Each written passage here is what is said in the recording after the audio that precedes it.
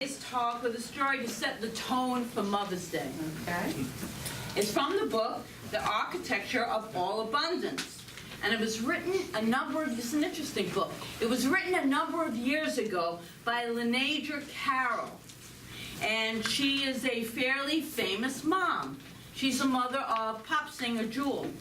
And so she wrote this book, which is really it is a little jewel. It's a beautiful little book. So it seemed pretty fairly appropriate to begin today's talk. So in it she writes this story. The little girl watched the woman in the church with the new baby. They were right next to her. The baby snuggled in a soft blanket, dressed up in a beautiful long gown, all lace and ribbons. And the lady cradled the little one in her arms, beaming down with a beautiful smile, cooing quietly. Her glossy black hair fell across the snowy white blanket of the baby's cheek. And after a while, the baby began to fuss and squirm, and the mom just said, shh, shh, very quietly, very lovingly, very gently to the baby. And her eyes were so gentle, and shh was her voice. And the baby quieted down. The little girl by their side felt a deep longing within her. I want that, she said to herself. I want someone to hold me just like that. She sat very still for a long time, pretending she was the baby. It felt safe and warm there, next to the pretty lady. That sense of being completely enveloped in protection and love in a safe and secure blanket. Just get that image. Feels good. That feeling of being incredibly filled with this unconditional love, which is something we all crave, each and every one of us. We all crave this unconditional love. Whether we're a little girl or a woman, a little boy or a grown man, it makes no difference. It matters not. So some of us received it as babies, as children, as adults, from our earthly mothers. Others, like this author, Margaret Palagye, who was that little girl sitting beside the pretty lady, did not. So she craved it. We all crave it. And for those reasons, this Sunday is always a mixed bag for me. It's always a mixed bag. So I want to honor mothers and acknowledge the power of our earthly mothers' love. But I am very sensitive to those who may not have felt a mother's love, because there might be a few of us that didn't. So to approach this mixed bag today, I want to do three things. First, we will recognize the earthly mothers and the important role that they played. And second, we're going to look at the divine feminine principle, or the concept of divine mother love. And third, and I think this might be one of the most important, we will come full circle and connect with the divine mother love inside all of us. Because we all have this inside of us. So just be open to that. So recognizing our earthly mothers. Let's do that one first. We all owe our mothers a deep and heartfelt thank you. And why do I say that? I say that because we wouldn't be here if they didn't give birth to us. So we thank them, if for nothing else, for giving birth to us. And as Glinda said in the musical Wicked, as she began to tell the story of the Wicked Witch of the West, she began with, she had a mother, like so many people do. But now I'm going to go to something else for a second. Some school-age children were asked, why did God make mothers? So I have some answers from these children. As only they're so wonderful, aren't they? Just the words of wisdom from children. Okay, so they were asked, why did God make mothers? One said, she's the only one that knows where the Scotch tape is. Another, mostly to clean the house. Another, think about it, it's the best way to get more people. But the most insightful child said, to help us out when we were born, to be there, to be that birth channel for us. If nothing else, we can be grateful. Probably a lot of us had loving mothers, but there are some that did not. But still, we could move into that place of gratitude, because without them, we wouldn't be here. So I offer you that. So wherever you are on the mother continuum, on one end, as I said, having a loving, great mother, or on the other end, having the wicked witch of the West as your mother, we could each owe our mother a thank you. Just a thank you for entering this world. Of course, someone said that our mothers, and this is profound, someone said that our mothers taught them the concept of a full circle. When she said, I brought you into this world, and I can take you out. But we won't go there. I'm trying to wake you up, folks, but we're not going to go there today. I have said that a couple of times that we owe our earthly mothers a thank you, but what it is this morning we choose to freely give is something that we're going to move into with David. So just think about it. What if you freely chose to give a thank you to our mothers, whether they are still with us or not? It doesn't matter. Remember? We didn't rehearse. Okay. All right, so we'll just jump right into it. So just close your eyes for a moment. I'm just going to do a real brief little process with you. Okay. Now, if you will, in the silence of your own heart, thank your mother for bringing you into this world. And keeping your eyes closed. And what if just this morning we gave our earthly mothers more than a thank you? What if, again in the silence of our hearts, we stepped up spiritually, we put on our big spiritual shoes, and we choose to accept her for exactly who she is or was? With all of her gifts and all of her flaws, and celebrate her gifts. Forgive her for her flaws, and just simply love her. This will be easy for some, and a little difficult for others, but could we do it anyway? We do it for ourselves.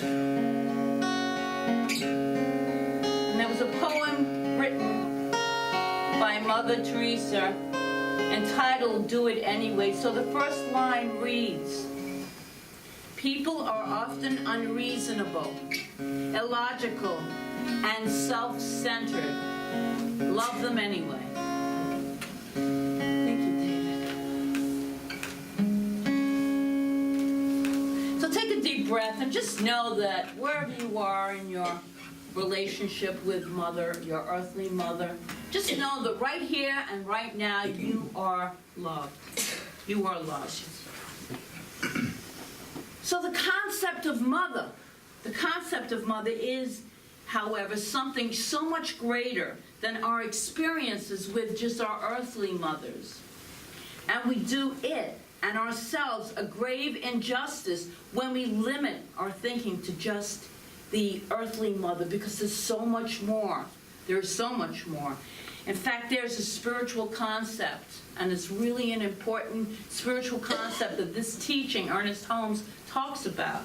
And so we're going to take a look at the divine feminine. So Dr. Ernest Holmes refers to this divine feminine principle as, I love this, as the universal womb of nature, because it is creative and receptive, and it unconditionally nourishes and grows whatever falls into its embrace. That is such a beautiful, softer way of looking at the law. Because the divine principle, if I was going to give a whole creative process lesson, would be in the middle, would be in the law.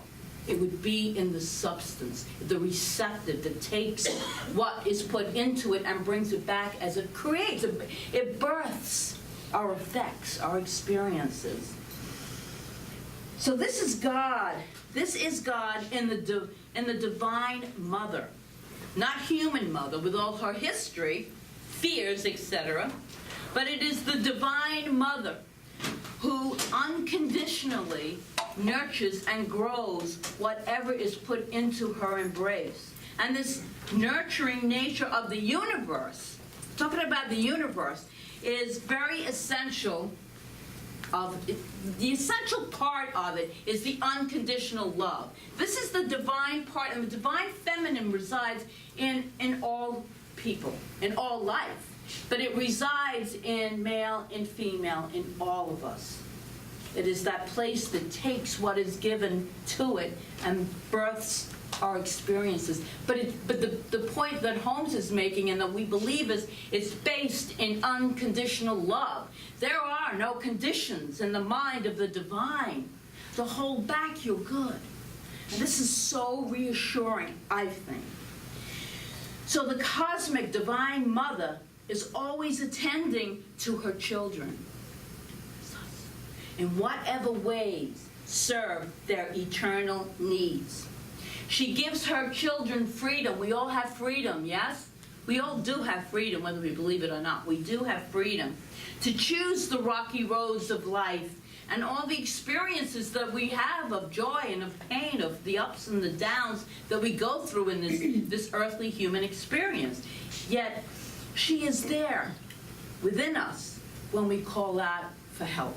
There's always this presence of unconditional love within us that will always support and love us and cuddle us, like I said in that story, in that white fleecy blanket, so we can feel safe. So God, as the divine feminine, is unconditional love. And most of us have heard and agree with the statement that unconditional love is the most powerful force in the universe. It's more powerful than anything else. And French mystic Pierre Teilhard de Chardin put it this way: the conclusion is always the same. Love is the most powerful energy of the world. So just to know that. Love is the most powerful energy of the world. Love creates. Love does not destroy. In Science of Mind, Holmes writes, love is the greatest healing and drawing power on earth. It is the sole impulse for creation. Love creates. Are you hearing that? Love creates. It doesn't destroy. It creates. That love is the love of the cosmic mother that we're talking about, this divine feminine principle. It is the power to create life. And we move into the third idea then. Connect with the divine mother inside. And so on Mother's Day, this can be a chance for each of us to consciously connect or reconnect with the principle of the divine feminine within ourselves. We go within, so we do a meditation, we connect with this divine feminine principle within ourselves, where the true power of unconditional love resides. It's the power of creation, remember that. And we all have it within us. To help us do what we want to do, I want to share a story that might bring it home even further on a different level, to understand how instinctive this unconditional love truly is, and the power of the divine feminine with each, not just us, all of life, all of life. The story that I found was entitled, Dog Has Kitten for Lunch. And the narrative went like this. It's really sweet. It's a lot nicer than the title. That's what it was titled.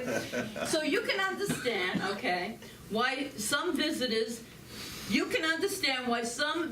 to the Burlington, Iowa Humane Society get a little freaked out And it's not every day that you see a dog having a kitten for lunch.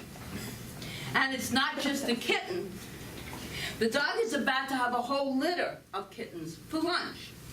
And the story of this unusual dining arrangement began a couple of months ago. Lily, a mix of lab and who knows what else, was found along an old farm road.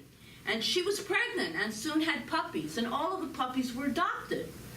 Until one day, well, they were all adopted, and so everything was normal. It was all fine. Until one day, the kittens show up without a mother. So you have all of these little kittens, and to feed them these bottles would have taken an enormous amount of time and energy.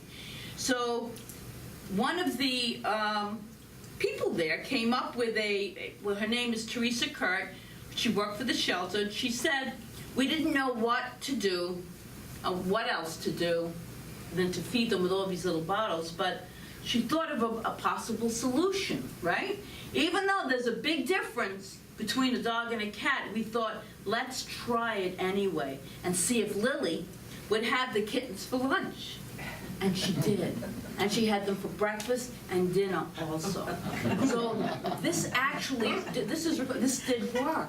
And she nurtured them in other ways, such as when one of the kittens fell into the water trout, she lovingly attended to it and saved it, rescued the little troublemaker. So Lily, you think Lily is unique? A one-of-a-kind kind of story? There was the cat that heard an abandoned fawn crying for food and took the little deerlet. Actually, today, it was pretty amazing talking about deers. Well, we'll go back to that. I just got up and I look out my window and there's like 5 deer walking across. And then this was like my Mother's Day gift. And there were 2 ducks swimming in the pond and birds flying around. I'm like, thank you, God. This is a day to live fully. So again, we're birthing. So this cat found this abandoned fawn crying for food and took in the little deerlet, took care of it. Or the goat that raised the baby horse. And perhaps most amazingly of all, the leopard, who in killing a baboon unwittingly created an orphan. The leopard could have easily made that little baboon an appetizer, but instead sat down beside it and mothered it. Why would an animal show such grace? Why would an animal, all these different species of animal, show and have such grace? Science is still scratching its head, trying to unravel the mysteries. But the instinct is love, to love and nurture, and it truly is within each and every one of us. And we might have it covered up. We might have it covered up with a lot of stuff that we've learned or gone through, whatever it is. But these outside factors and influences can never really affect that divine feminine, the cosmic mother within each and every one of us, whether we are male or female. We have both male and female energies within us. This is who we are. This is who we are, and this is what we are. So when Lenaja Carroll, to sum this up, writes, this love, in her book, this love is truth. It simply is. Love is. Love is the essence of the life force surrounding us. It is what allows everything to have cohesion. Love is both our birthright and our legacy. Love is the original blueprint of the soul. Love is what we are. Love is what we truly, truly are. Some of us might have forgotten that. But love is who we truly are. And we don't have to search for it. There's no need to study it, work for it, win it. It's there naturally within all of us. We can take refuge in this safety, in this place, when we are afraid. We can tap into it to heal our hearts when we might feel lonely or deep sadness. We can send it out to a hurting friend. Just send that love out. We can deepen into it and allow it to be the sole impulse for building our lives. So today I invite you to do just that. Today I invite you to build a life on the solid foundation of love. The love of the divine cosmic mother which is within you, which surrounds you, which is everything. And it comes back to you naturally because we're all one energy, just individualized. And that love is unconditional. So celebrate this Mother's Day then. I'm inviting you to celebrate this Mother's Day in that love, the love that you are inherently. And since there is only one presence, that love that we all are. Just let's deepen into that love and know that that love sustains us, guides us, pulls us into a fuller expression of itself. And so I say, Happy Mother's Day to all of us. Amen. Woo-hoo.